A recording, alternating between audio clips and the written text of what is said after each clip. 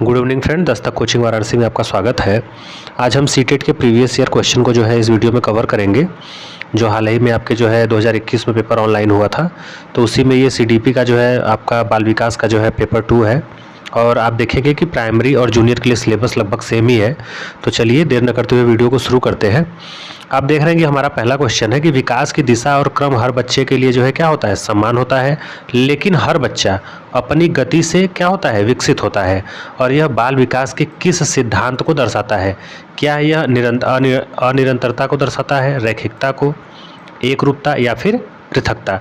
देखिए, डिसकंटिन्यूटी तो होगा नहीं, क्योंकि आप देखेंगे कि बच्चे में जो विकास की दिशा और क्रम होता है वो क्या होता है, सभी के लिए क्या होता है, सेम होता है। हाँ, लेकिन इसमें यह है कि व्यक्तिगत रूप से जो है अगर आप देखेंगे तो उनमें विभिन्नताएं पाई जाती हैं। जैसा उनके खान पान हो गया, चाहे परिवेश हो गया, चाहे समाज हो गया, तो ये व्यक्तिगत लेवल पे होता है। तो ये डिसकंटिन्यूटी तो होगा नहीं। रैखिकता का मतलब होता है एकदम सीधी, मतलब न ज़्यादा न कम, तो ये भी आपका क्या हो जाएगा, गलत हो जाएगा। एकरूपता तो पाई नहीं जाती है। हाँ, उनमें इंडिविजुअली रूप से क्या होता है, अंतर देखने को जो है मिलता है। तो हमारा राइट आंसर क्या हो जाएगा, डी हो जाएगा। अगला क्वेश्चन है हमारा नेक्स्ट। देखिए, दूसरा क्वेश्चन हमारा कह रहा है कि बच्चों और बचपन के बारे में हम सामान्यकृत दावा करना कठिन है, क्योंकि इसमें बहुत सारी बहुलता या फिर विविधता है। कहने का मतलब इसमें कह रहा है कि जो जनरलाइज्ड एक जो है जनरल आइडिया लगाते हैं हम लोग कि बच्चे और उसके बचपन के बारे में कि सबके लिए एक जैसा होगा, सबकी वृद्धि एक जैसी होगी, सब एक जैसे बढ़ेंगे, तो ये कहना क्या है, बहुत ही कठिन है, क्योंकि उनमें अलग अलग लेवल पे व्यक्तिगत क्या पाई जाती है, विभिन्नताएं पाई जाती हैं।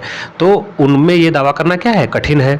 तर्क क्या है कि बचपन एक सामाजिक सांस्कृतिक क्या है, संकल्पना है। सही बात है कि जो बचपन है वो क्या है, समाज और संस्कृति का मिला जुला क्या होता है, स्वरूप होता है। एक बच्चे के ऊपर जो है उसके आनुवांशिक और समाज का काफ़ी प्रभाव पड़ता है, जिसमें वो पलता बढ़ता है। आप जैसे देखेंगे कि जो गरीब घर के बच्चे होते हैं वे कम ही उम्र में अपनी जिम्मेदारियों को क्या करते हैं, संभाल लेते हैं, जबकि बड़े घर के जो बच्चे होते हैं, जो पैसे वाले होते हैं, उनके बच्चे क्या करते हैं, बहुत ही देर में वो काम करना शुरू करते हैं। छोटे बच्चे जैसे बलून बेच के ये सब कम ही उम्र में करना सीख जाते हैं, जबकि बड़े बच्चे क्या करते हैं, घर के नहीं कर पाते हैं। तो ये जाहिर सी बात है, उन पर जो है समाज और संस्कृति क्या करता है, बहुत सारा प्रभाव पड़ता है। तो हमारा राइट आंसर क्या हो जाएगा, ए हो जाएगा, क्योंकि ए और आर दोनों सही है, ये दोनों बात सही कह रहा है। और ए जो है क्या करता है, आर की सही व्याख्या करता है। आर सही व्याख्या किसकी है, ए की। चलिए चलते हैं नेक्स्ट क्वेश्चन की तरफ।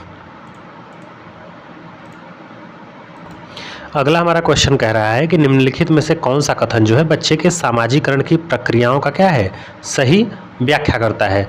विच of the following statement is the correct explanation of process of socialisation of a child. माने बच्चे के जो समाजीकरण क्या है, एक बच्चा जिस समाज में रहता है उसके नियम कानून कायदे को क्या करता है, पूरी तरह से वो निभाता है, वही क्या है, समाजीकरण की एक प्रक्रिया होती है। तो उसका सही व्याख्या इस चारों में से क्या करता है। जैसे पहला देख रहे हैं, इसमें दिया है कि बच्चे के जो संभावित गुण हैं वह उसमें निहित अंतर्निहित जो है शक्तियों के आनुवांशिक सामग्रियों के पोषित होने का क्या है, निश्चित परिणाम है। कहने का मतलब ये कह रहा है कि जो बच्चे के संभावित गुण हैं उसमें अंतर्निहित जो है शक्तियां हैं, वो आनुवांशिक जो है चीज़ों का क्या है, परिणाम है एक। तो ये तो है बात जरूर, लेकिन ये केवल इसमें आनुवांशिक कह रहा है। दूसरा देखते हैं, बच्चे को सामाजिक परिवेश के द्वारा पूरी तरह से ढाला जा सकता है। समाज का असर जो है बच्चे पे जरूर पड़ता है, लेकिन पूरी तरह से ये कह रहा है। तो एक बात ये भी थोड़ी सही है, लेकिन पूरी तरह से सही नहीं है। तीसरा ऑप्शन देखते हैं, बच्चे का विकास सिर्फ उसके भाग्य द्वारा निर्धारित किया। भाग्य तो सीधे सीधे टोटली रॉन्ग हो गया। चौथा है, बच्चों का विकास आनुवांशिक और परिवेश का क्या है, एक जटिल प्रभाव है। तो आपको मैंने पहले भी बताया कि बच्चे के विकास पे उसके समाज और आनुवांशिक चीज़ों का क्या करता है, ज़्यादा असर पड़ता है, और उसमें भी सबसे अधिक समाज का पड़ता है। तो देखिए, यहाँ समाज इसमें भी, यहाँ भी है, लेकिन यहाँ समाज और आनुवांशिक दोनों है। तो हमारा सबसे बढ़िया जवाब क्या होगा, डी होगा, क्योंकि बच्चे के जो है विकास पे समाज और आनुवांशिक और संस्कृति का क्या करता है, प्रभाव पड़ता है। तो हमारा राइट आंसर इस पर क्या हो जाएगा, डी हो जाएगा। चलते हैं नेक्स्ट क्वेश्चन की तरफ। अगला हमारा क्वेश्चन पूछ रहा है कि पियाजे के विकास सोपान सिद्धांत का सही विकास का चरण क्या है या क्रम बताना है। तो आप जिन पियाजे को पढ़ चुके हैं, इन्होंने जो है कॉग्निटिव डेवलपमेंट का जो है थियरी दिया हुआ था, संज्ञानात्मक सिद्धांत का। तो इसमें आपने देखा था कि पहला जो स्टेज था वो सेंसर मोटर स्टेज था, दूसरा जो प्री ऑपरेशनल था, तीसरा आपका क्या था, कॉन्क्रीट ऑपरेशनल था, और लास्ट वाला जो था फॉर्मल ऑपरेशन, मतलब आपका संवेदीगामक, पूर्व संक्रियात्मक, मूर्त संक्रियात्मक और औपचारिक क्रियात्मक। तो संवेदीगामक अवस्था क्या थी, 0 से लेकर 2 वर्ष थी, 0 से लेकर 2 वर्ष। और जो पूर्व संक्रियात्मक अवस्था थी वो 2 से 7 वर्ष, मूर्त संक्रियात्मक अवस्था जो थी वो 7 से 11 और औपचारिक जो है 11 से ऊपर रहती थी। संवेदीगामक में क्या है कि बच्चा अपनी इंद्रियों के द्वारा चीज़ों को सीखता था। पूर्व संक्रियात्मक में क्या होता था 2 से 7 वर्ष में कि बच्चा क्या करता था, चीज़ों में अंतर स्पष्ट नहीं कर पाता था, सजीव में निर्जीव में, क्या सजीव है क्या निर्जीव है, माप तौल। जैसे बच्चे को अगर आप नोट दे दें 2000 का और 2000 का सिक्का 100 रुपये का सिक्का दे दे बस, तो वो सिक्के को पहले पसंद करेगा, उसको लगेगा कि ये बड़ा चीज़ है, भारी है, इसलिए। तो ये सब चीज़ें इसमें आती हैं। तो इसका खाली क्रम पूछा था, तो इसमें आप यही ऑप्शन बी लगा देंगे कि जो है संवेदीगामक, पूर्व संक्रियात्मक, मूर्त संक्रियात्मक और औपचारिक। चलते हैं नेक्स्ट क्वेश्चन की तरफ। देखिए अगला क्वेश्चन पूछ रहा है कि निम्नलिखित में से कौन सा पियाजे के सिद्धांत की आलोचना प्रस्तुत करता है। कहने का मतलब 4 ऑप्शन है, इसमें से कौन सा आलोचना जो है बता रहा है इसमें सिद्धांत की, किसके, जिन पियाजे के। पहला है कि पियाजे को यह विश्वास नहीं था कि बच्चे बुद्धिमान होते हैं। क्या ये आलोचना है? तो ये भी गलत बात है, ठीक है। दूसरा क्या है कि पियाजे ने पूर्व संक्रियात्मक अवस्था में बच्चों की क्षमताओं को कम कर आंका था। कहने का मतलब ये है कि पियाजे ये कहते हैं कि जो आपका सेंसरी मोटर स्टेज है वो 0 से 2 वर्ष था, ठीक है, और 2 से 7 आपका क्या था, पूर्व संक्रियात्मक, मूर्त संक्रियात्मक 7 से 11 और 11 से ऊपर जो है क्या था आपका औपचारिक। तो इसमें इन्होंने एक स्टेज बताया था कि जैसे कम उम्र में, जैसे 0 से 2 साल का बच्चा है तो उसका विकास इतना हुआ, ठीक। उसके बाद जैसे ही 2 से 7 वर्ष हुआ तो थोड़ा सा और विकास हुआ, फिर उसके बाद 7 से 11 तो उससे ज़्यादा विकास हुआ। तो कहने का मतलब इन्होंने जो है सतत विकास को नहीं माना है, इन्होंने एज के अकॉर्डिंग माना है कि जैसे जैसे बच्चा जो है एज उसकी बढ़ती जाती है उसकी समझ क्या होती है, विकसित होती रहती है। जबकि वाइगोत्स्की ने क्या कहा है, वाइगोत्स्की ने कहा है कि बच्चे के विकास के ऊपर उसके समाज और संस्कृति का प्रभाव पड़ता है। अर्थात बच्चे को जैसा समाज और संस्कृति मिलेगा वह उसका डेवलपमेंट क्या होगा, उसी हिसाब से होगा। जबकि इन्होंने कहा था कि 0 से 2 वर्ष में जो है क्या है, सेंसरी मोटर है, 2 से 7 वर्ष में क्या है, बच्चे का विकास पूर्व संक्रियात्मक अवस्था में होगा। वो चीज़ों को क्या करेगा, जैसे आपके जो है आप देखेंगे उसमें, तो जैसे बच्चे को अगर आप बताएंगे कि 2 और प्लस 7 ये कितना होता है तो बच्चा 9 बताएगा, लेकिन अगर इसी को उलट देंगे आप 7 और 2 तो वो नहीं बता पाएगा। इन्होंने ये सब माना है।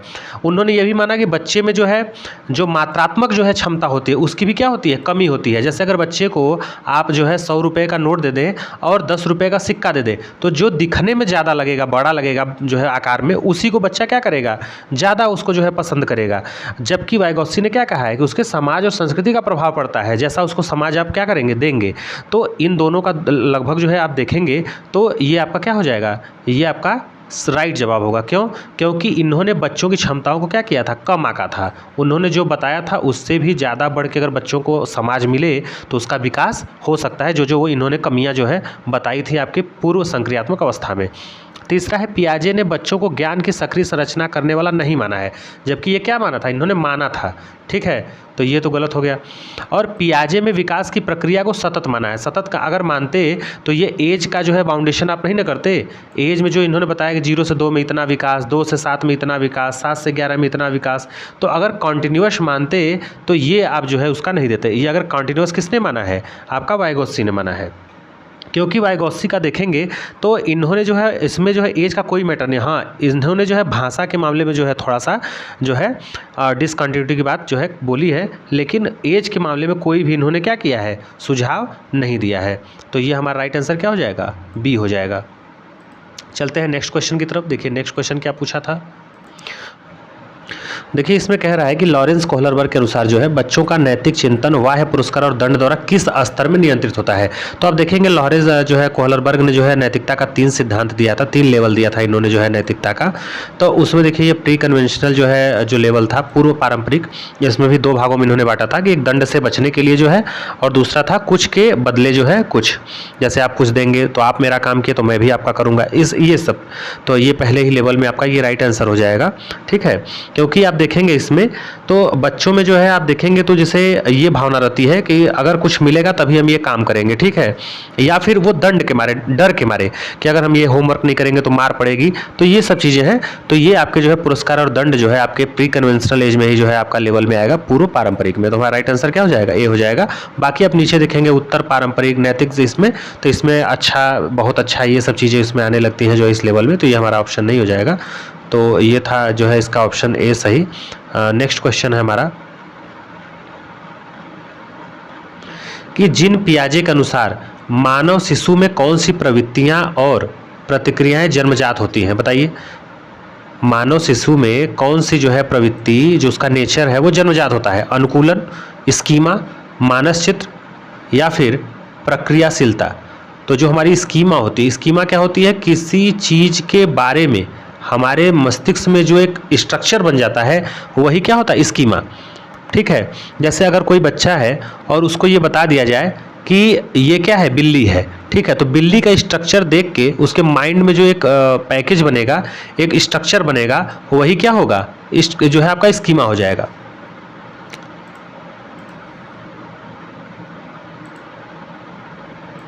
अगला हमारा क्वेश्चन है कि लेव वाइगोत्स्की के अनुसार जो है नए ज्ञान की संरचना किस क्षेत्र में होती है? उस क्षेत्र के बीच में 4 ऑप्शन है, जो कि बच्चा जानता है और उसमें जानने का सामर्थ्य है, जो कि बच्चा जानता है और जो उसकी पहुंच के क्या है? बहुत बाहर है। तीसरा है जो कि बच्चा जानता है और शिक्षक के विचार से जिसका बच्चे को क्या होना चाहिए? ज्ञान होना चाहिए। और चौथा है ऑप्शन डी, जो कि बच्चा जानना चाहता है और उसके अभिभावकों के विचार से जिसका उसे ज्ञान होना चाहिए। तो बताइए कि इसके अनुसार नए ज्ञान की संरचना किस क्षेत्र में होती है और उसकी क्षेत्र के बीच में क्या है? तो हमारा ऑप्शन क्या हो जाएगा? राइट, ए हो जाएगा, जो कि बच्चा जानता है और उसमें जो है जानने का क्या होता है? सामर्थ्य होता है। नेक्स्ट हमारा क्वेश्चन है कि कक्षा में एक बच्चा अपने सहपाठियों से इस तरह का व्यवहार करता है जैसे उसने अपने घर में क्या किया है? बर्ताव किया जाता है। यह किसका उदाहरण है? तो देखिए, यह जो है क्या संरचनावाद का उदाहरण है, या फिर यह जो है सामाजिक संरचनावाद का उदाहरण है, या फिर ये अवलोकन अधिगम है, या फिर मानववादी जो है अधिगम है? तो देखिए, जो कक्षा में एक बच्चा अपने सहपाठियों के साथ, अपने मित्र के साथ, अपने दोस्त के साथ व्यवहार करता है जैसा कि वह उसके घर में जो है क्या होता है? बर्ताव किया जाता है। तो ये एक सामाजिक जो है सोशलिज्म का जो है एक जो है स्ट्रक्चर होता है, समाज का होता है, जो बच्चा क्या करता है? देख के जो है ऑब्जर्व करके क्या करता है? सीखता है। तो इसको हमारा राइट आंसर क्या हो जाएगा? सामाजिक संरचनावाद हो जाएगा।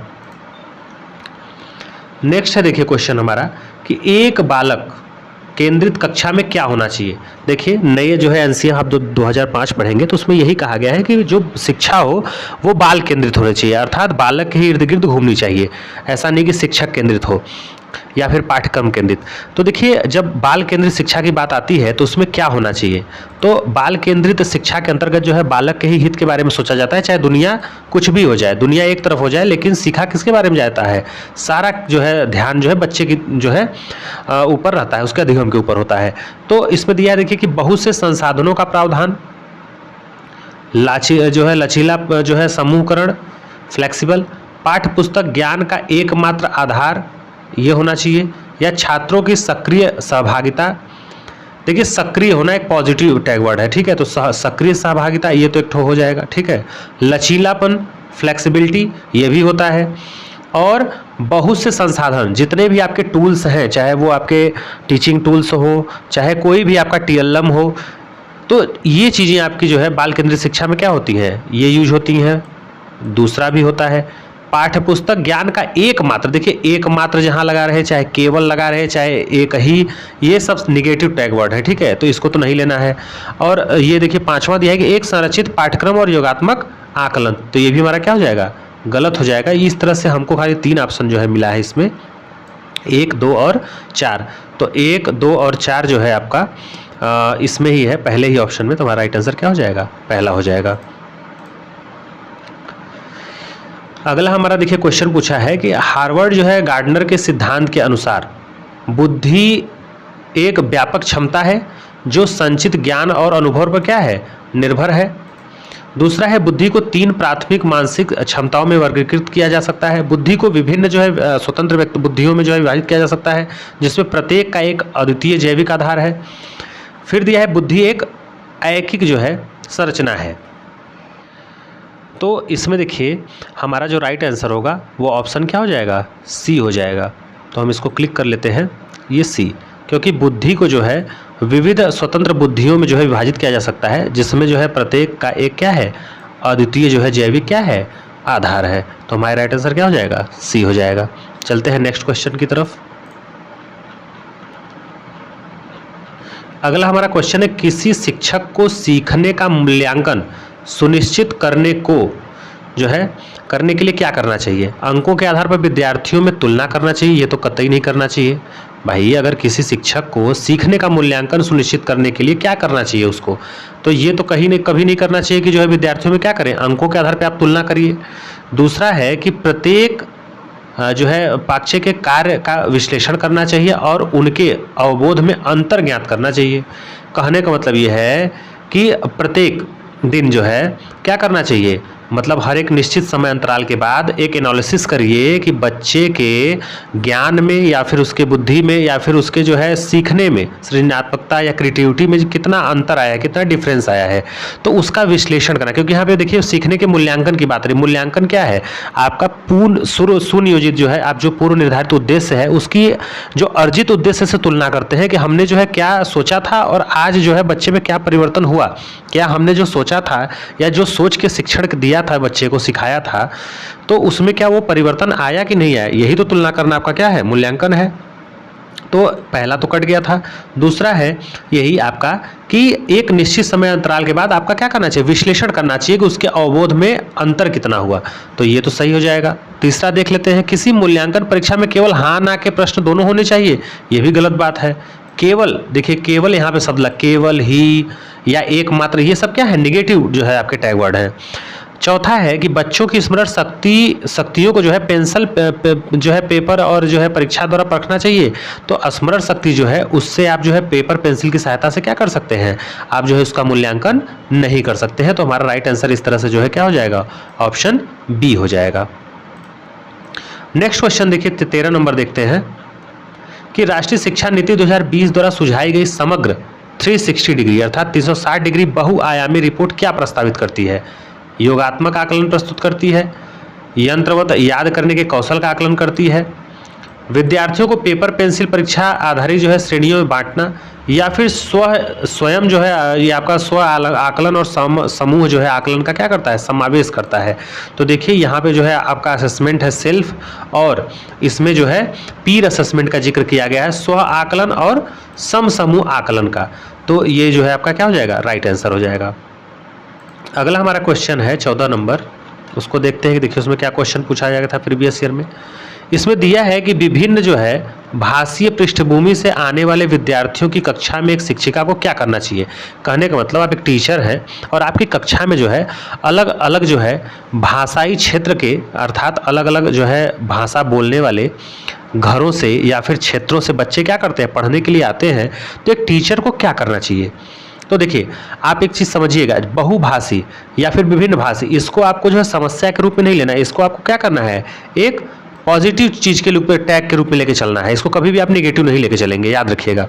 तो जब भी विद्यार्थी अपनी मातृभाषा में बात करे तब उसे हतोत्साहित करना चाहिए। बताइए कि अगर वो अपनी मातृभाषा में बोल रहा है तो उसे आप क्या करें, डांट देंगे या बैठा देंगे या चुप करा देंगे, तो ये चीज़ें क्या हो जाएंगी, निगेटिव टैग वर्ड है, तो ये तो कभी नहीं करना चाहिए। दूसरा है कक्षा में सम्मान की संस्कृति पैदा करना, जिसमें विद्यार्थियों की अपनी भाषा और बोली के बारे में बात करने को क्या करना चाहिए, प्रोत्साहित करना। तो ये प्रोत्साहन क्या है, एक पॉजिटिव टैग वर्ड है, क्योंकि बच्चा जितनी चीज़ों को जो है सरलता से अपनी मातृभाषा में सीखता है वह अन्य भाषाओं में क्या कर सकता है, वो उतनी जल्दी और उतनी अच्छी तरीके से नहीं समझ सकता है। तो ये एक देखिए पॉजिटिव जो है टैग वर्ड है। तीसरा है विद्यार्थियों को बोलना कि वे केवल स्कूल द्वारा निर्धारित मानक भाषा में ही बात करें। कहने का मतलब स्कूल द्वारा ये कह दिया जाए कि नहीं, ये इंग्लिश मीडियम स्कूल है तो आपको केवल इंग्लिश में बोलना है, हिंदी मीडियम है तो केवल हिंदी में बोलना है, आपको बांग्ला तमिल ये सब जो आपकी मातृभाषा नहीं बोलना है। तो ये क्या हो जाएगा, ये भी एक क्या है, नेगेटिव टैग वर्ड है।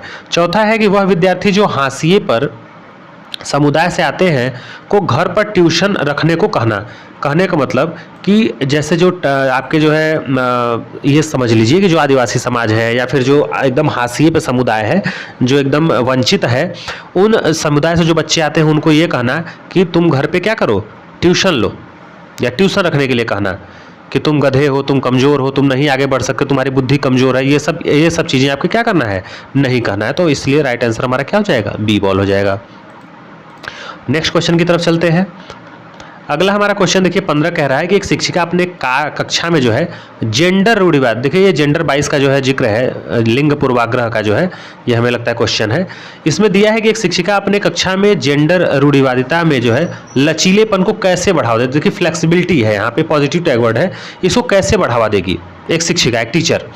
क्या लड़कियों की स्त्रीवादी व लड़कों को पुरुषवादी विचारधाराओं की ओर प्रोत्साहित करना, ये बताइए उसको प्रोत्साहित करेंगे आप कि जो है जो समाज है, जैसे जो आपका पितृसत्तात्मक समाज है, चाहे मातृ, मतलब किसी की तरफ क्या आप झुकाव को प्रोत्साहित करेंगे किसी एक लिंग के प्रति, तो ये आपका क्या हो जाएगा, गलत हो जाएगा, प्रोत्साहित नहीं करेंगे। लड़कों व लड़कियों को अलग अधिगम कार्य देकर जिसके लिए वह आनुवांशिक रूप से तैयार है, कहने का मतलब अलग अलग शिक्षा देना दोनों जेंडर को, तो ये भी तो गलत बात है, क्योंकि समावेशी शिक्षा की बात जो है कही गई है एनसीएफ में। तीसरा है जेंडर उपयुक्त जो है अपेक्षाएं रखना। देखिए ये क्या है, रख लड़कियों भाषा में अच्छा करेंगे वो लड़के भाषा में, तो देखिए इसमें यह कहा गया कि किसी जेंडर को जो है आप जो है क्या करेंगे, अपेक्षा रखेंगे किसी जेंडर से कि लड़कियां भाषा में अच्छा करेंगी या फिर लड़के करेंगे, तो ये भी अब भेदभाव जो है आपका क्या आ जाएगा, नहीं करना चाहिए एक टीचर को। चौथा है कि व्यक्तियों को गैर रूढ़िवादी अर्थात जो है आपका नन जो है आपके जो स्टेट्यू टाइप के हैं जो है उनकी भूमिकाओं में क्या करेंगे, आप प्रस्तुत करेंगे, अर्थात बिना किसी भेदभाव के जेंडर बेस पे आप उनको समान रूप से क्या करेंगे, शिक्षित करेंगे, चाहे वो किसी भी आप कार्य में उनको क्या करेंगे, संलिप्त करेंगे। तो हमारा राइट आंसर क्या हो जाएगा, डी हो जाएगा। नेक्स्ट क्वेश्चन देखिए क्या कह रहा है। नेक्स्ट क्वेश्चन है कि अपनी पीढ़ी से पहली बार स्कूल जाने वाले विद्यार्थियों की शिक्षा के लिए एक शिक्षिका को क्या करना चाहिए। कहने का मतलब कि अपनी पीढ़ी में अगर कोई बच्चा पहली बार स्कूल जा रहा है तो एक टीचर को जो है क्या करना चाहिए। पहला ऑप्शन इसमें कह रहा है कि इनमें जो है असफलता का डर पैदा करना चाहिए ताकि यह दबाव व तनाव में काम करे। ये बताइए, ये तो निगेटिव टैग वर्ड है, आप ऐसा नहीं कर सकती, प्रेशर नहीं दे सकते, टेंशन नहीं दे सकते। दूसरा है इनकी संस्कृति का सम्मान करते हुए इन्हें स्कूल की भाषा व संस्कृति क्या करेंगे, आप परिचित करवाएंगे, ये आपका क्या है, पॉजिटिव टैग वर्ड है। तीसरा है इनके लिए अलग कक्षा का बात नहीं है, समावेशी शिक्षा रहता तब पॉजिटिव होता। इनसे कोई अपेक्षा नहीं रखनी चाहिए क्योंकि इनमें से बहुत से विद्यार्थी शिक्षण के लायक नहीं है, ये भी क्या है, नेगेटिव है। तो आपका ऑप्शन क्या हो जाएगा, सीधे सीधे बी हो जाएगा। नेक्स्ट क्वेश्चन है आपका, देखिए अगला कारण और तर्क से है आपका कि विविध प्रकार की सामाजिक, आर्थिक और सांस्कृतिक पृष्ठभूमि के विद्यार्थियों की कक्षा सभी विद्यार्थियों के अधिगात्मक अनुभवों को बढ़ाती है। इसमें यह कह रहा है कि जो विभिन्न प्रकार के सामाजिक, आर्थिक या फिर सांस्कृतिक पृष्ठभूमि की जो विद्यार्थियों की जो कक्षा होती है उससे विद्यार्थियों के अधिगम अनुभव क्या होते हैं, बढ़ते हैं। कहने का मतलब एक बात समझिए आप, जैसे मान लीजिए आप उत्तर प्रदेश के हैं और आप तमिलनाडु में क्या किए, आप जो है आईआईटी करने गए, चाहे किसी भी विद्यालय में आप क्या किए, क्लास लेने गए, आप एडमिशन लिए, तो वहाँ आप देखेंगे कि आप तो यूपी के हैं तो आप कोई कुछ भाषा आपकी मातृभाषा होगी, वहाँ तमिल, अगर तमिलनाडु गए तो तमिल भाषा होगी। तो कहने का मतलब कि कई अलग अलग क्षेत्रों से जब एक विशेष क्षेत्र में एडमिशन लेंगे कोई बच्चे, मान लीजिए सपोज जाते हैं, तो अलग अलग भाषाओं से जो है भाषाई क्षेत्र से लोग आए रहते हैं, तो उसमें होगा क्या, और उनकी संस्कृति, रीति रिवाज भी अलग अलग होगा। तो इसमें यही कह रहा है कि जब विभिन्न प्रकार की सामाजिक, आर्थिक और सांस्कृतिक पृष्ठभूमि के विद्यार्थियों की जो कक्षा होगी, कक्षा सभी विद्यार्थियों के अधिगात्मक अनुभव को क्या करती है, वो बढ़ाती है। इसमें यह कह रहा है कि वो अधिगम, लर्निंग को क्या करती है, बढ़ाती है। अर्थात आप अगर हिंदी भाषी हैं तो तमिल जो है स्टूडेंट के संपर्क में रहेंगे, मित्र के संपर्क में रहेंगे, दोस्त बनाएंगे, तो आप धीरे धीरे क्या करेंगे, कुछ तमिल भी सीख जाएंगे, तमिल वाला हिंदी सीख लेगा, हिंदी वाला अंग्रेजी सीख लेगा, अंग्रेजी वाला मलयालम सीख लेगा। तो ऐसे क्या है कि विद्यार्थियों में क्या होगा, एक जो है अधिगम जो है आपका क्या होगा, डेवलप होगा, विकास करेंगे वो, और उनके अनुभव को क्या करती है, ये सब बढ़ाती है। जो विभिन्न अलग अलग सांस्कृतिक जो है समाज या फिर क्षेत्र से जो लोग जो है आते हैं, तो ये बात भी तो सही है। तो हमारा ये तो कथन सही है। दूसरा क्या तर्क देखिए इसमें क्या दे रहा है कि समावेशन से केवल उन्हीं विद्यार्थियों को लाभ होता है जो दृष्टिबाधित श्रवण रूप से, जो केवल, अब देखिए केवल शब्द आपस में क्या है, आप बताए हैं ना कि निगेटिव है, केवल, ही, एकमात्र, ये सब निगेटिव है। तो इसमें यह करा कि जो समावेशन है कई लोगों का, अलग अलग जो क्षेत्र से आ रहे हैं, केवल उन्हीं को लाभ होता है जो दृष्टि बाधित, श्रवण रूप से बाधित है या जिन्हें विकार है। कहने का मतलब जिनमें क्या है, कोई ना कोई दोष है, केवल उन्हीं को होता है। ये तो सरासर जो है कुछ समझ ही नहीं है, तो गलत, एकदम गलत है। तो ये तो सही है, लेकिन आर क्या है, गलत है। और ये इससे व्याख्या करने से कोई दूर दूर तक कोई मतलब है नहीं है। तो हमारा राइट आंसर क्या हो जाएगा, सी हो जाएगा कि ए सही है लेकिन आर गलत हो जाएगा। ठीक, नेक्स्ट क्वेश्चन की तरफ हम बढ़ते हैं। देखिए अगला क्वेश्चन क्या कह रहा है। अगला क्वेश्चन कह रहा है कि एक टीचर को जो है, एक शिक्षिका को विद्यार्थियों के लिए जो है, जो कि क्या है, दृष्टिबाधित है। एक सेकेंड इसको रोकते हैं। देखिए इसमें कह रहा है कि एक शिक्षिका को जो है उस विद्यार्थी के लिए जो कि दृष्टिबाधित है, क्या शिक्षा स्तर जो है प्रावधान करने चाहिए। कहने का मतलब शिक्षिका है, कोई टीचर है और उसके क्लास में जो बच्चा है, जो विद्यार्थी स्टूडेंट है, वो दृष्टिबाधित है, ठीक है, विजुअली क्या है आपका उसको कुछ दोष है, तो उसको क्या करना चाहिए टीचिंग लेवल पे, शिक्षा स्तर पे। क्या उसे बहुत से सूक्ष्म मुद्रण संसाधनों का इस्तेमाल करना चाहिए। अगर वो दृष्टिबाधित है तो छोटे छोटे आप जो है प्रिंट आउट तो दे नहीं सकते, उससे उसका लाभ होगा नहीं, ये गलत बात है। दूसरा है, अगर वो आंख से बाधित है तो उसे मौखिक संकेत का इस्तेमाल करना चाहिए ताकि उसकी कल्पना करने के अवसर मिल सके। ये बात सही है, क्योंकि अगर वो दृष्टिबाधित आंख से देख नहीं सकता है तो उसे आप सूक्ष्म मुद्रण अर्थात छोटे छोटे अक्षरों वाले आप जो है क्या करेंगे, उसको प्रिंट आउट देंगे, तो कोई मतलब नहीं है, गलत बात है, ये तो टीचर को करना नहीं चाहिए। दूसरा है कि अगर दृष्टिबाधित है तो उसको मौखिक रूप से आप उसको इंस्ट्रक्शन दीजिए, व्याख्या रूप से व्याख्या दीजिए, उसको बताइए, समझाइए, ताकि वो कानों से सुनेगा और उन चीज़ों को क्या करेगा, जो है आप क्या करेगा, जो है मस्तिष्क में उसको विचार उत्पन्न होंगे, वैसा वो क्या करेगा, इमेज बनाएगा, चीज़ों की कल्पना करेगा। तो ये तो पॉजिटिव टैग वर्ड है। तीसरा है, बहुत से दृश्य प्रदर्शन देने चाहिए। अब बताइए वो अंधा है या फिर दृष्टिबाधित है और उसको आप दृश्य प्रदर्शन देंगे, बहुत सारे जो है विजुअल दिखाएंगे, तो वो देख पाएगा, नहीं देख पाएगा तो कोई है, तो निरर्थक बात हो गई। और दिया है कि ब्लैक बोर्ड पर बहुत सारे कार्य करने चाहिए, तो अब तो सीधे सीधे इसका राइट आंसर जो है आपका बी ही होगा, क्योंकि दृष्टिबाधित के लिए ये तीनों चीज़ें नहीं है, ये केवल बी ही मौखिक रूप से आपका जो है इंस्ट्रक्शन होगा, तो ये हमारा राइट आंसर हो जाएगा इस तरह से। अगले देखिए, अगर हम क्वेश्चन की तरफ बढ़े जो है, तो हमारा अगला क्वेश्चन कह रहा है कि विद्यार्थी जो स्टूडेंट है जिन्हें अधिगम विकार है, डिस्लेक्सिया है, डिस्ग्राफिया है, या किसी तरह से पठन विकार हो, या फिर आपका बोलने में दिक्कत हो, सुनने में दिक्कत हो, है कि नहीं, लिखने में हो, किसी तरह का विकार हो, तो सीखने के लिए कौन सी कक्षा संस्कृति उपयुक्त होगी, कौन सा जो है कैसी कक्षा होनी चाहिए। सख्त पाठ्यचर्या का पालन करना, सख्त देखिए ये तो आपका नेगेटिव टैग वर्ड है, तो ये तो गलत हो जाएगा। विविध, देखिए विविध क्या है, शिक्षा शास्त्रीय पद्धति, माने अलग अलग जो है शिक्षा शास्त्रीय पद्धतियों को अपनाना, क्योंकि क्या है वहाँ पे अधिकार जो विद्यार्थी हैं जिन्हें क्या है अधिगम विकार है, तो वहाँ पे उस हिसाब से जो है शिक्षक को शिक्षण विधियों का प्रयोग करना चाहिए, जो कि उसके लिए क्या हो, हेल्पफुल। जैसे अपने अभी पहले पिछले वाले देखिए क्वेश्चन में देखा कि एक बच्चा दृष्टिबाधित है, उसको जो है आप सूक्ष्म मुद्रण जो है चीज़ तो देंगे नहीं, क्योंकि वो समझ नहीं पाएगा, तो ये सब चीज़ें उसमें हो जाएंगी। उसके आवश्यकता के अनुरूप आप उसका जो है करेंगे। जैसे अगर किसी को कम दिखाई देता है उस बच्चे को आगे बैठा देंगे, किसी को कम सुनाई देता है उसको कान की मशीन दे देंगे, तो उस जो है जो आपका विकार है उसको दूर करने का प्रयास करिए किसी भी संसाधन के माध्यम से जो उसको दूर होने लायक है। तो देखिए विविध शिक्षा शास्त्रियों का प्रयोग करेंगे, ये तो बात सही है। तीसरा है मानकीकृत आकलन निश्चित करना, आप एक जो है स्टैंडर्ड जो है आप आकलन निश्चित करेंगे, ये भी बात गलत है। त्रुटियों और गलतियों के लिए असहनशीलता रखना। अब एक बात बताइए, बच्चा है तो वो त्रुटि नहीं करेगा, त्रुटियों को आप हमेशा पॉजिटिव टैग वर्ड में लीजिएगा, क्योंकि त्रुटियां ही ये बताती है कि कुछ न कुछ बच्चा सीख रहा है या कुछ न कुछ कर रहा है, तभी ना जो है त्रुटियां होंगी। तो ये असहनशीलता नहीं बल्कि सहनशीलता रखना चाहिए था, लेकिन यहाँ असहनशीलता है, तो ये भी हमारा गलत हो जाएगा। इस तरह से हमारा राइट आंसर क्या हो जाएगा, बी हो जाएगा। आई होप आप समझ पा रहे होंगे।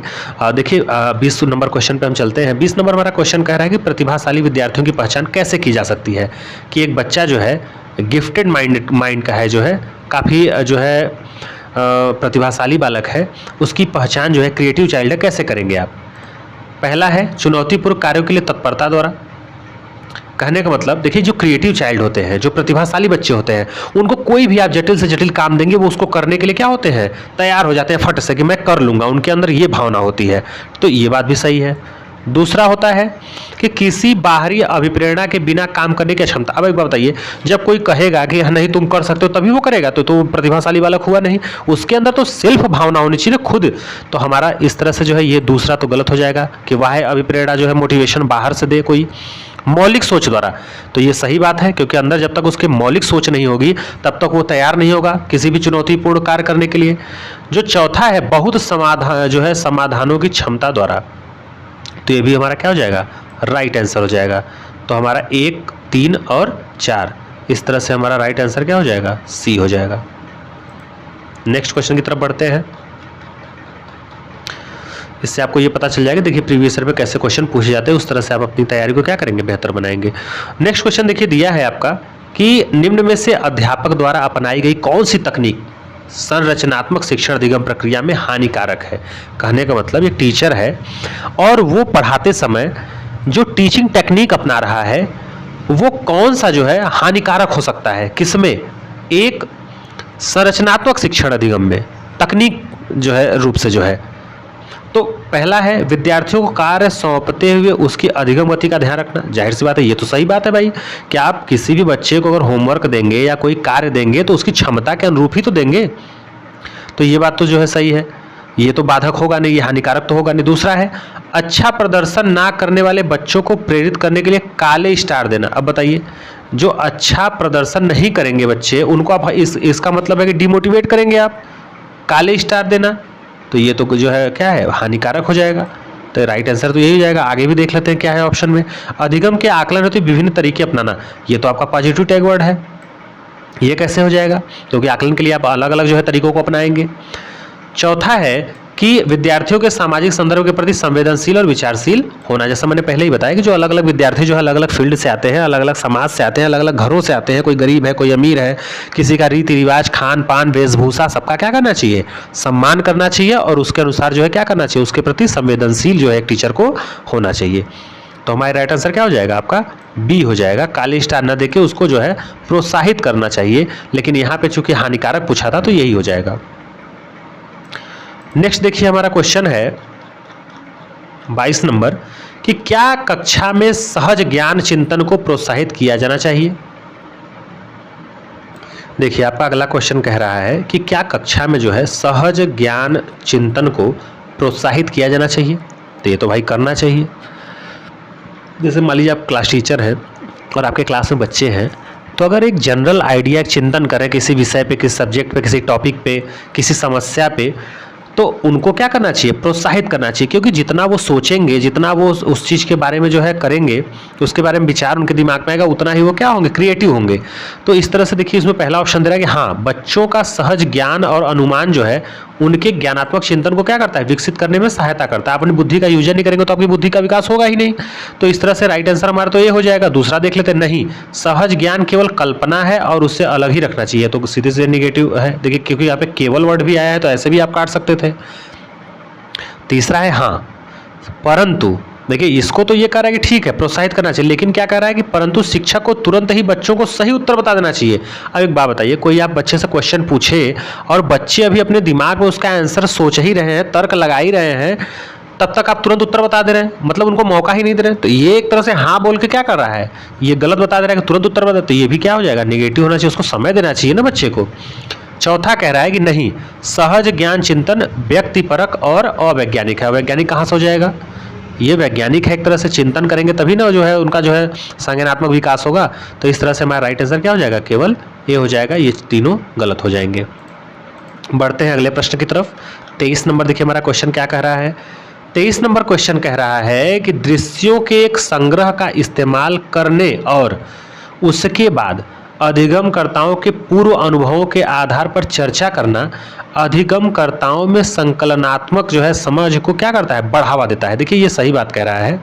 एक बात बताइए, आप ऐसे समझिए इसको कि कोई भी विजुअलाइजेशन है, कोई भी विजुअल है आप दिखा रहे हैं, कोई विजुअल का मतलब हो गया कोई चलचित्र या दृश्य, जैसे आप मूवी हो गया, चाहे कोई भी आप किसी चीज़ को कुछ दिखा रहे हैं, शो कर रहे हैं, ठीक है। तो किसी भी लर्नर को, जैसे आप टीचर हैं और क्लासरूम में किसी बच्चे को कोई विजुअल आप दिखा रहे हैं, ठीक है, तो देखने के बाद विजुअल देख लिया बच्चा, अब उसके बाद अधिगमकर्ता के पूर्व अनुभव के आधार पर चर्चा करना अधिगमकर्ताओं में संकलनात्मक समझ को क्या करता है, बढ़ावा देता है। कहने का मतलब आप जब क्लास में जाते हैं तो जो चैप्टर पढ़ाते हैं तो उसमें करते क्या है कि थोड़ा सा आप उस पर नॉलेज देते हैं बच्चों को, उसके बारे में एक जनरल आइडिया देते हैं, ताकि बच्चे के पूर्व ज्ञान से, पूर्व समझ से उसको क्या किया जा सके, जोड़ा जा सके, उसकी समझ के साथ उसको लेके चला जा सके। तो यही कह रहा है कि अनुभव के आधार पर चर्चा करना क्या है, अधिगमकर्ताओं में समझ को क्या करता है, बढ़ावा देता है। तो ये सही बात है। तर्क क्या है कि अधिगमकर्ता उन्हें दी गई सामग्री क्रियाकलापों के आधार पर उनके मौजूदा विचारों को नए विचारों से जोड़कर सक्रिय रूप से अपने ज्ञान की क्या करते हैं, संरचना करते हैं। ये भी आपका क्या होगा, सही होगा। तो इस तरह से हमारा राइट आंसर ए हो जाएगा। ये दोनों सही हैं और आर जो है क्या है, सही व्याख्या किसकी करता है, ए की करता है। नेक्स्ट चलते हैं क्वेश्चन की तरफ। 24 नंबर हमारा क्वेश्चन देखिए क्या कह रहा है। बच्चे फिर दिया है कि तरीके से सीखते हैं और तरीके से नहीं सीखते, माने किस तरीके से सीखते हैं और किस तरह से नहीं सीखते हैं, ये आपसे जो है क्वेश्चन पूछा गया है। तो क्या बच्चे जो है वर्तुलाकार तरीके से सीखते हैं और एक रेखीय तरीके से नहीं सीखते? दूसरा, एक रेखीय वर्तुलाकार, यांत्रिकवादी, संरचनावादी, निर्देशात्मक या फिर संरचनावादी। तो बताइए कि इसमें बच्चे किस तरीके से सीखते हैं और किस तरीके से नहीं सीखते हैं। तो इस तरह से हमारा राइट आंसर इसमें देखेंगे आप, तो ये वर्तुलाकार जो है तरीके से सीखते हैं, लेकिन एक रेखीय माने एक जैसा सीखना यूनिफॉर्मली, ये तो है संभव नहीं। बच्चे कहीं ज़्यादा ज्ञान लेंगे, कहीं कम लेंगे, तो उनका जो है बुद्धि वेग जो है अलग अलग समाज और परिवेश के हिसाब से बदलता रहता है। तो ये सीखते हैं समय और परिस्थिति के अनुकूल। तो ये थोड़ा सा इसमें एक रेखीय नहीं होगा, तो इसलिए हमारा राइट आंसर क्या हो जाएगा, आपका ए हो जाएगा। नेक्स्ट क्वेश्चन की तरफ चलते हैं। 2-3 क्वेश्चन और बचे होंगे, 5 क्वेश्चन। दिया है कि अधिगम हेतु माने सीखने के लिए एक प्रेरक वातावरण, एक जो है पॉजिटिव जो है इन्वायरमेंट होना चाहिए। इसके लिए शिक्षक को क्या करना चाहिए? मतलब कि एक टीचर जो है, एक अच्छा माहौल रहे टीचिंग का या क्लासरूम का, उसके लिए शिक्षक को क्या करना चाहिए? पहला, विद्यार्थियों की भावनाओं पर ध्यान केंद्रित करना चाहिए और संरचनात्मक पहलुओं की उपेक्षा करनी चाहिए। लिखिए, अब भाई भावनाओं पर तो ध्यान केंद्रित कर रहा है, लेकिन संज्ञानात्मक जो है पहलुओं की वो क्या कर रहा है, उपेक्षा कर रहा है। अर्थात वो ये नहीं कर रहा है कि बच्चा कुछ सीखे समझे, उसका संज्ञानात्मक जो है कॉग्निटिव जो है डेवलपमेंट हो। तो ये तो गलत हो जाएगा सीधे सीधे, पहला। दूसरा, संज्ञानात्मक पहलुओं पर ध्यान देना, देखिए इसमें इसके उलट हो गया, और विद्यार्थियों की भावनाओं की उपेक्षा, दोनों रहता तब सही होता। देखिए यहाँ पे संज्ञानात्मक पहलू पे तो ध्यान दे रहा है, लेकिन भावनाओं की अपेक्षा नहीं, उपेक्षा कर रहा है। अपेक्षा रहता तो सही रहता। तीसरा क्या कर रहा है, यह मानना चाहिए कि भावनात्मक और संज्ञानात्मक पहलू एक दूसरे को प्रभावित करते हैं। यह क्या करना चाहिए, मानना चाहिए कि भावनात्मक और संज्ञानात्मक पहलू एक दूसरे को, यह भी गलत हो जाएगा कि सही हो जाएगा, बताइए। चौथा है कि यह मानना चाहिए कि भावात्मक और संज्ञानात्मक पहलुओं में कोई संबंध नहीं है। देखिए अब इसमें एक देखिए यहाँ पे विरोधाभास है और यहाँ पे क्या है, पॉजिटिव है। तो ये जो भावनात्मक है और संज्ञानात्मक, ये एक दूसरे को क्या करते हैं, प्रभावित करते हैं। अब जैसे बताइए, आप बच्चे को अगर बोले कि बहुत अच्छा बेटा तुम बहुत सही बताए, तो इससे वो क्या होगा, उसका भावनात्मक रूप से क्या होगा, वो खुशी महसूस करेगा। और जब खुशी महसूस करेगा तो उसके विचार जो है अच्छे अच्छे दिमाग में आएंगे, वो सही तरीके से उत्तर दे सकेगा। कभी कभी आप देखते होंगे प्रेशर में आने पे, डर के मारे या फिर नेगेटिव आपके थिंकिंग आने से आप क्या होता है, आपका जो बुद्धि जो सही चीजें आती है वो भी आप क्या करते हैं, भूल जाते हैं। तो यही इसमें कह रहा है कि भावनात्मक रूप से अगर वो सुदृढ़ है, मजबूत है अगर, तो अगर उसके अंदर भाव जो है पॉजिटिव है, तो वो संज्ञानात्मक रूप से भी क्या होगा, प्रभावित होगा। समझ गए होंगे। नेक्स्ट चलते हैं क्वेश्चन की तरफ। अगला हमारा देखिए क्वेश्चन कर रहा है, विद्यार्थियों के सार्थक शिक्षण के लिए उत्साहित करने के लिए उन्हें उद्देश्य रूप में इसके स्थान पर प्रेरित करना चाहिए। बताइए किसके स्थान पे? तो यहां पे हो जाएगा अवबोध और उपलब्धि। तो विद्यार्थियों के सार्थक शिक्षण के लिए उत्साहित करने के लिए उन्हें उद्देश्य रूप में अवबोध के स्थान पर क्या करना चाहिए, उपलब्धि प्रेरित करना चाहिए, परफॉर्मेंस के आधार पे। अगला हमारा देखिए क्वेश्चन है,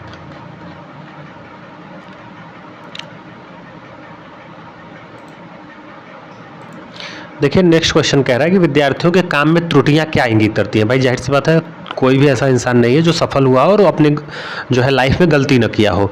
तो त्रुटियां ये दर्शाती हैं कि बच्चा जो है कुछ न कुछ सीख रहा है, और वो गलती अगर कर रहा है तो त्रुटियों से ये भी पता चलता है किस प्रकार की वो गलती कर रहा है, जो है त्रुटियां कहाँ कहाँ उसमें है, जो उससे ये पता चलता है काम करने का तरीका क्या है उसके, ये सब चीज़ें।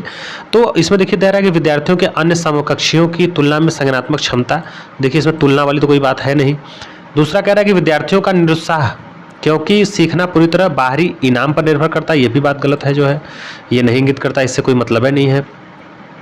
तीसरा है वयस्कों के सीधे निर्देशों के अभाव में विद्यार्थियों की अर्थपूर्ण सीखने की अक्षमता। ये देखिए बड़ों से कोई मतलब है नहीं, क्योंकि बच्चा सेल्फ भी सीखता है जो है। चौथा कह रहा है कि विद्यार्थियों की सोच वयस्कों से गुणात्मक रूप से भिन्न है। ये तो सीधे सीधे पियाजे ने कहा था कि बच्चे जो है क्या करते हैं, सोच जो है वयस्कों से क्या है, गुणात्मक रूप से भिन्न होता है, मात्रात्मक रूप से सेम होता है। तो ये हमारा राइट आंसर क्या हो जाएगा, डी हो जाएगा। नेक्स्ट देखिए आपका प्रश्न है,